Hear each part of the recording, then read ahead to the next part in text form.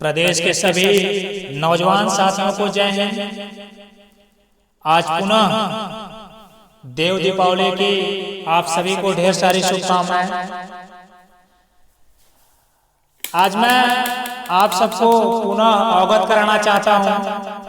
जैसा आप लोगों को पता है, माननीय सर्वोच्च न्यायालय में जो हमारी आपकी अभी तक लड़ाई चल रही थी और 18 नवंबर को सुनवाई होनी थी, तो वो निश्चित है सुनवाई होगी। सीनियर अधिवक्ता भी किए गए हैं और हायर होंगे।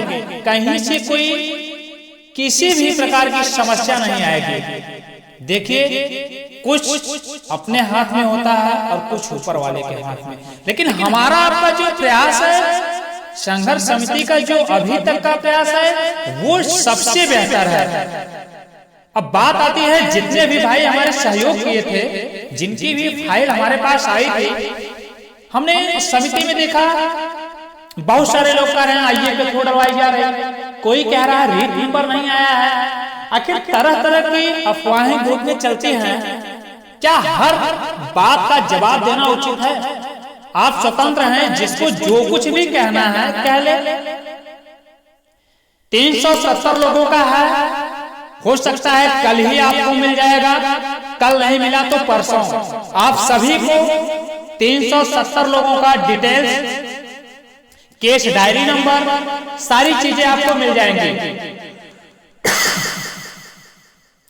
मैं पुनः आग्रह करना चाहता हूं सभी भाइयों से, देखिए ये लड़ाई स्वयं की है, अपने जीवन की है, और आपको इसमें अपना सहयोग अतुलनीय देना पड़ेगा।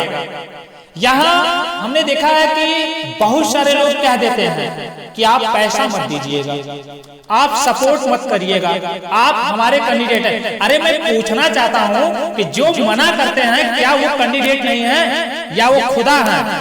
और जो मना करता है वो अभी तक कितना रुपया दिया है? बहुत सारे लोग हैं। समिति में कोई कहता है इस तरह के विवाद है, कैंडिडेट की ये समस्या है, वो हमारे पास फोन करेंगे, हमसे बात करेंगे, किसी और से करेंगे, तीसरे से करेंगे, फिर आकलन करेंगे, फिर उसको आईडियो करेंगे। आखिर क्यों? इससे क्या मिलता है?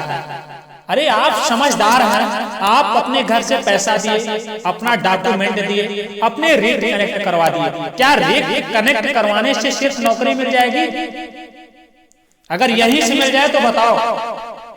कहते हैं संघर्ष समिति पैसा ले रही, सीनियर अधिवक्ता खड़े होंगे। ये आपको भी पता है, जब सुप्रीम कोर्ट गए हो, आप वहां केस लड़ने के लिए गए हो या अपना दिखाने के लिए कि हमने रीट नंबर अलाउ करा लिया, मैं सिलेक्ट हो गया।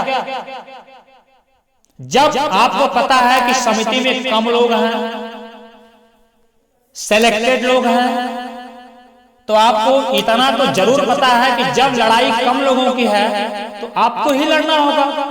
किसी के मना करने से क्या आप मान जाएंगे? या आपकी नौकरी नहीं लगेगी तो जो मना कर रहा है वो जिम्मेदार है?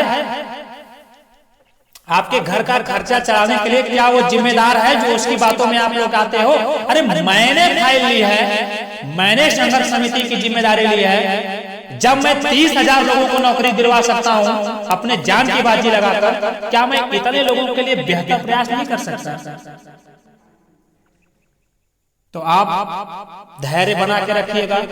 1 से 2 दिन में आपके case diary number, SLP number, सारी चीजें आ जाएंगी। लेकिन मेरा हाथ जोड़ के निवेदन है, 370 लोग हैं, आप सभी लोग जो भी सहयोग लगाया गया है 1500 रुपया, आप महेश गुप्ता के अकाउंट में कल किसी हालात में कर देंगे।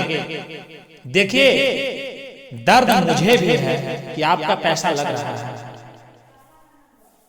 लेकिन मैं भी मजबूर हूं, मेरे भी हाथ पांव बंधे हैं।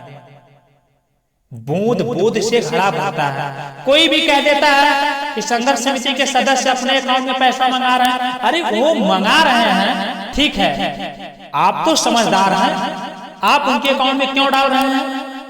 जब संघर्ष समिति का दिया गया है, आपको पता है कि पारदर्शिता है, आप जो उनके अकाउंट में कर रहे हैं महेश गुप्ता के अकाउंट में करिए। जितने भी हमारे भाई हैं, मैं आपको बता दूं, आपको SLP नंबर से लेके किसी भी प्रकार की कोई समस्या हो आप मुझसे संपर्क कर सकते हैं। दूसरी बात, जितने भी पार्टी सुप्रीम कोर्ट में बने हैं, सबसे बेहतर सबसे अच्छे अधिवक्ता हमारी तरफ से संघर्ष समिति की तरफ से खड़े होंगे और ईश्वर चाहेंगे तो 18 तारीख की डेट बहुत सारी चीजें निर्धारित कर देगी कि मतलब भर्ती प्रक्रिया की प्रोसेस दिन पे दिन आगे बढ़ रही है, ना कि पीछे। आप ये जान लीजिए, एक तरफ आप देखिए कि वो लोग हैं जिनको उम्मीद तक नहीं है, लेकिन अपना प्रयास वन ऑफ द बेस्ट कर रहे हैं अपने भविष्य के लिए। और एक तरफ आप हैं, आप सिलेक्टेड हैं, 1 नंबर 2 नंबर वाले हैं, उसके बावजूद आप सोए हैं। आखिर कमी कहाँ है? कल आप कहेंगे कि ऐसा नहीं ऐसा हो गया, तो मैं भी तो कह रहा हूँ, मैं क्या कर सकता हूँ? मैं खुदा नहीं हूँ, भगवान नहीं हूँ, मैं आपका एक भाई हूँ। मैं आपको सही समय पे बता सकता हूँ, हर चीजें डायरेक्शंस दे सकता हूँ, लेकिन आपकी भी तो जिम्मेदारी है कि आप भी संघर्ष समिति का साथ दें। संघर्ष समिति में किसी भी प्रकार की कोई विवाद नहीं है, पहली चीज।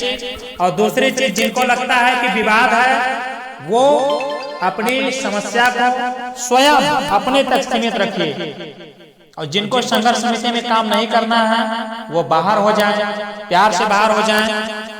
कल भी संघर्ष समिति थी, आज भी है, आगे भी रहेगी।